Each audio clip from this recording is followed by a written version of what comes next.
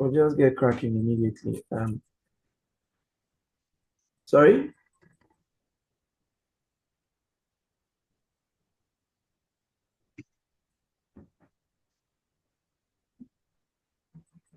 Did you say something?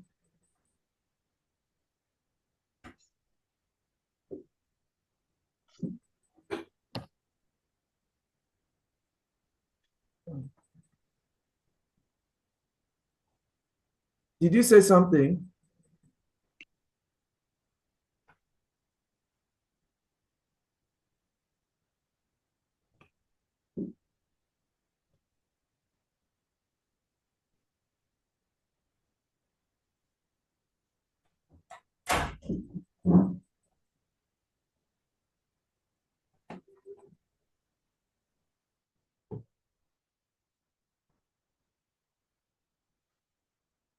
FM record, line mode, Bluetooth mode.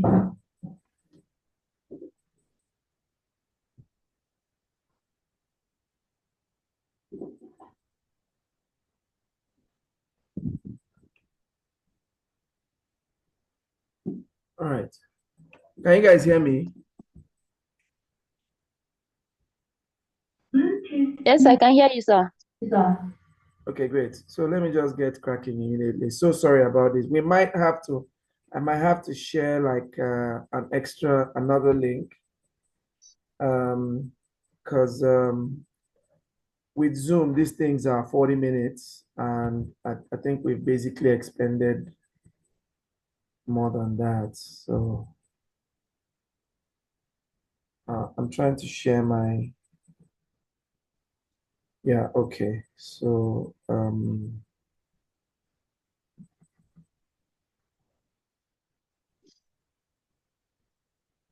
you can see my screen now, yes?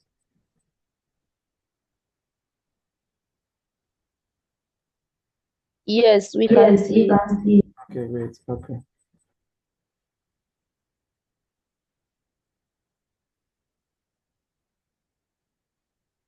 Um, my laptop's a bit slow. I have tons and tons of work on it, so it's a bit slow. Sorry about that.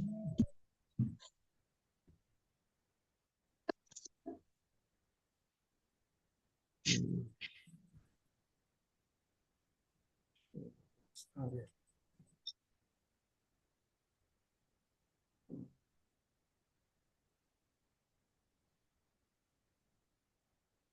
As I was saying, right before it kickstarts, in the last session, we had discussed the introduction to Agile and Scrum, and there we extensively addressed all the concerns around the core values, the Agile core values. We also stressed around the manifesto, Agile manifesto. We spoke about different frameworks under the Agile mindset. We spoke about Scrum. We spoke about Scrum. We spoke about Kanban, product management, project management. These are all Agile methodologies that have been formulated to be able to help to scale the application and implementation of the Agile mindset across different fields. But for the purposes of your learning, you are learning to become an Agile Scrum product manager so that you can contribute in a software dev team, whether it be a development team, whether it be a design team, whether it be a software solutions team, a software implementation team.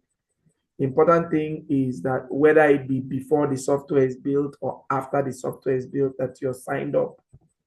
What is critical is that you will be learning how to apply the Agile Scrum framework in scaling your team as an Agile Scrum product owner. This week, we're going to be looking at the Agile principles and Scrum values. Now, your concern may be there's a lot of emphasis around the Agile principles. We've seen this before, but there are multiple angles to always look at. multiple conversations around this that are critical for everybody to understand. And so at this initial time, a lot of emphasis is laid in laying a bedrock, a proper bedrock foundation for product managers who are scaling in the Agile Scrum framework on the why, the how, why. That's what's important now. So in the last one, we discussed some of the key concepts, key principles, the 12 principles. I apologize. Thank you. The 12 principles. So this is a summarized, essentially, this is a summarized list of the 12 principles.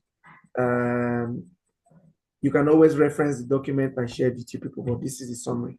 So as an agile practitioner or an agile,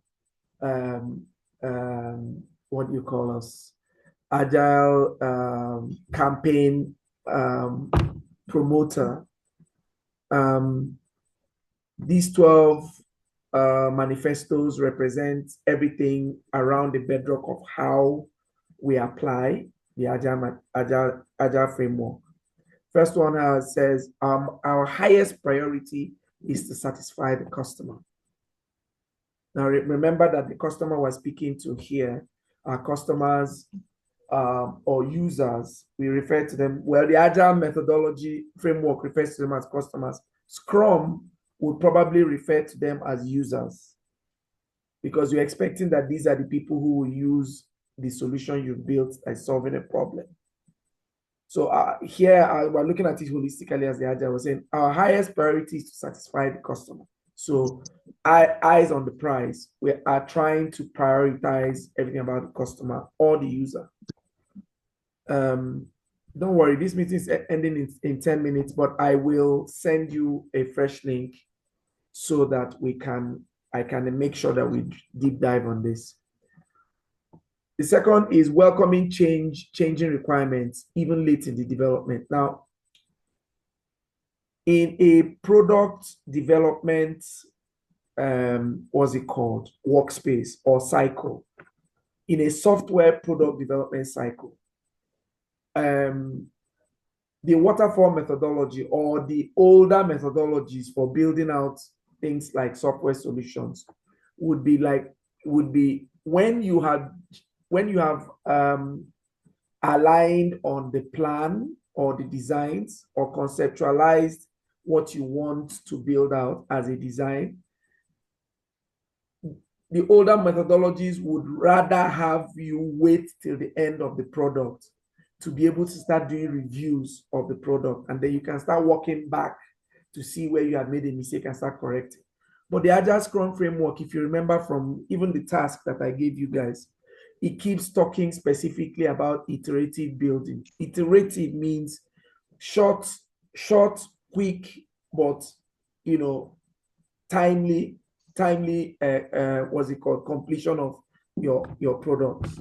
So assuming that building a software product or a software solution is like building a house, the agile methodology or the agile mindset would ask that one, just because you're building a house, if somewhere in the middle, the owner of the house comments and recommends that one of his bedrooms, the last two bedrooms, that he wants the bedrooms retrofitted to have an L shape instead of an R shape.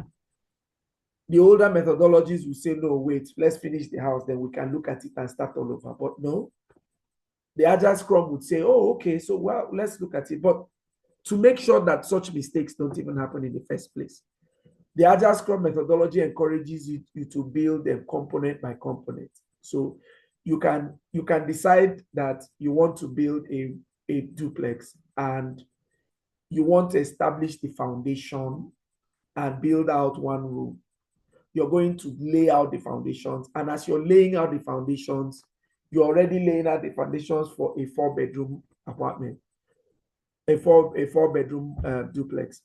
But somewhere, as you're built it out, you invite the user or the customer and say, we built out this thing, this is a 4-bedroom. He says, the way this thing is looking, it can actually take 5 bedrooms. So is there any way we can make adjustments on this form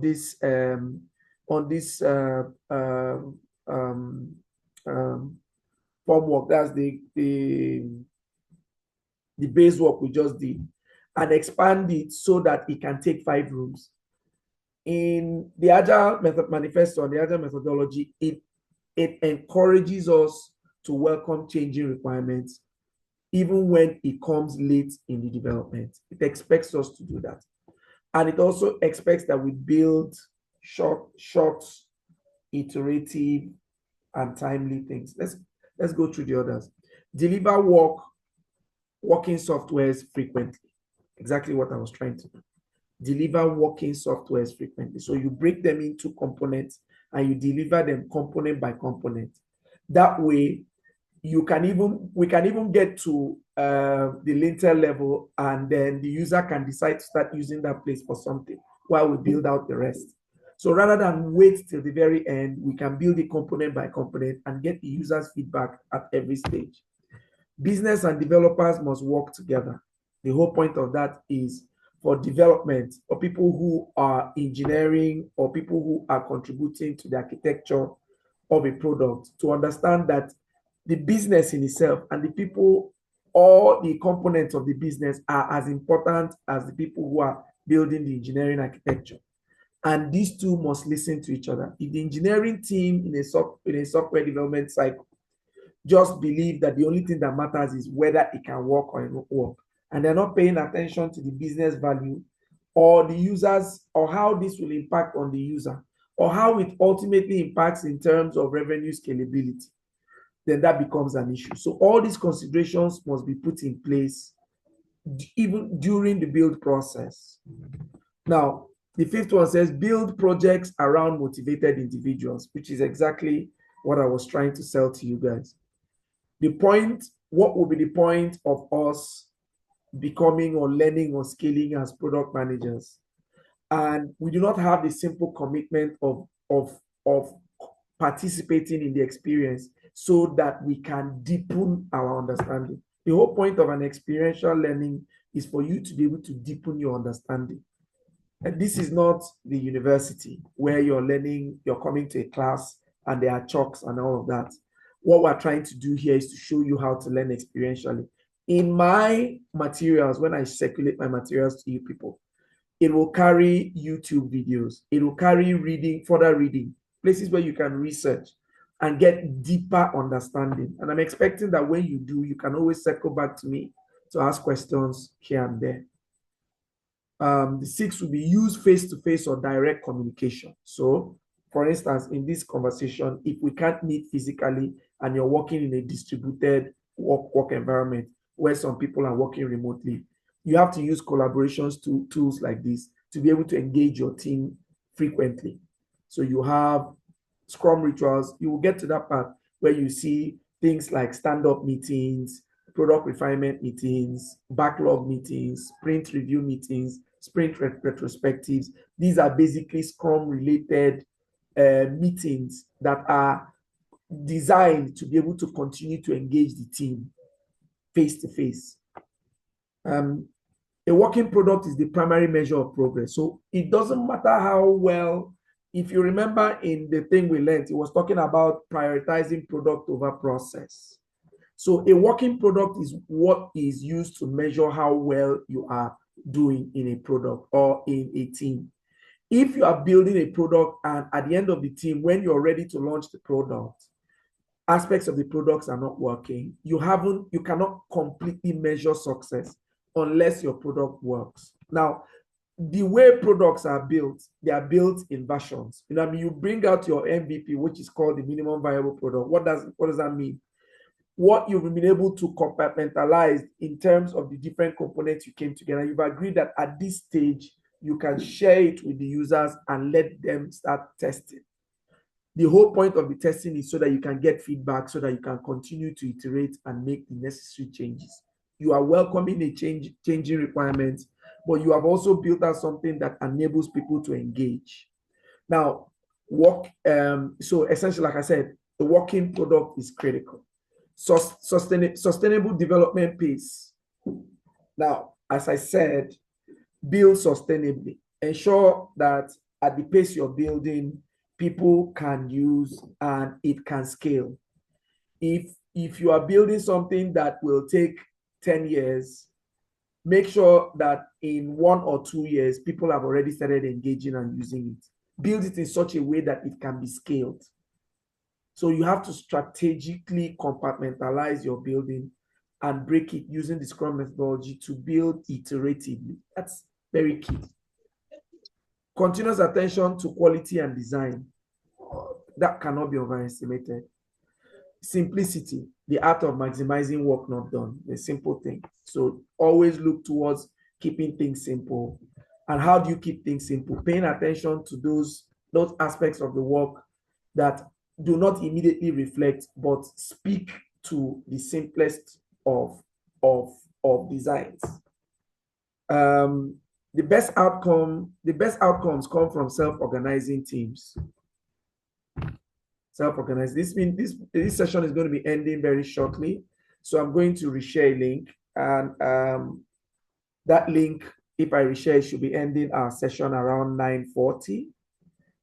So I'll just stop this class and then reshare the link. So just look out for the link and rejoin as soon as I share it, so that we can walk through this.